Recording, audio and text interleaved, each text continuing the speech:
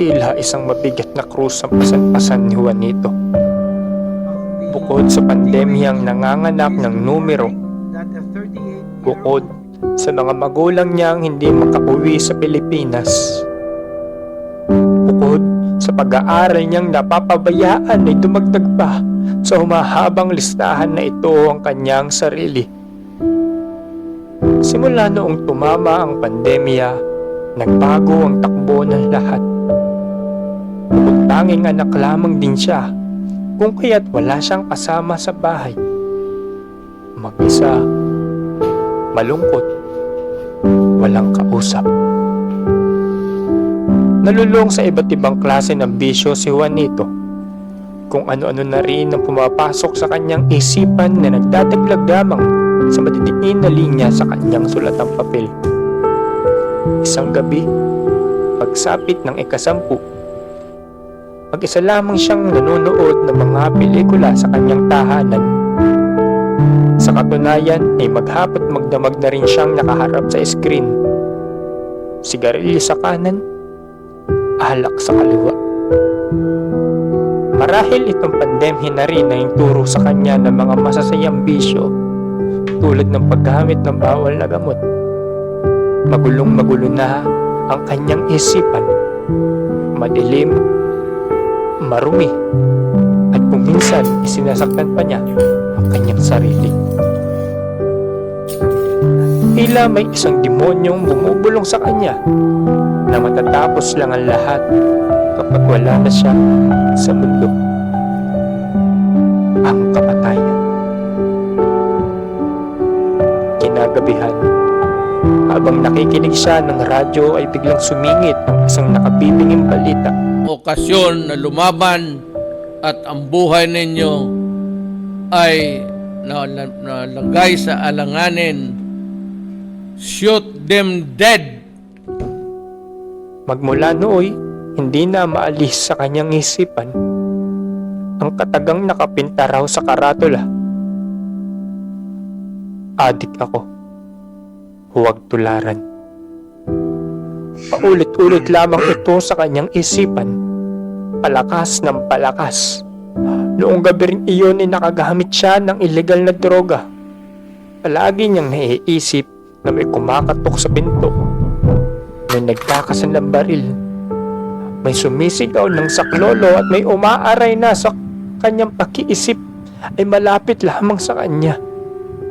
Hindi mabura sa kanya na baka siya na ang sunod na itutumba ng mga pulis.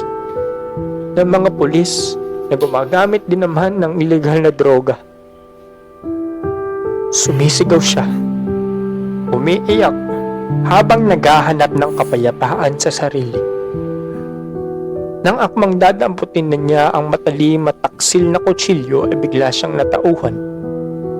Nakita niya rito ang isang libro na bibihira niya pang mahawakan ni ang mabuklat man. Ito ay ang Biblia. Bigla na lamang tumulo ang mga matagal nang di nagpapakitang luha sa kanyang mga mata. Sa kanyang unang pagbukas ay dito kagad siya dinala. Mateo, Kabanata 2, verso 13 hanggang 14. Pumasok kayo sa makipot na pintuan, dahil maluwang ang pintuan at malakal ang daan patungo sa kapahamakan, at marami ang pumapasok doon. Ngunit makipot ang pintuan at mahirap ang daan patungo sa buhay na walang hanggan. Kakaunti lang ang dumadaan dito. Sa unang pagbasa nito ay may kumausap sa kanya. Hindi kilalang boses at nagwika. Juanito, aking anak, ako ang iyong Diyos na lumikha sa iyo. Batid ko kung gaano kabigat ang dinaranas mo ngayon. Ngunit ako na iyong Diyos ay nangangakong sasamahan ka tulad ng aking paghati sa dagat na pula.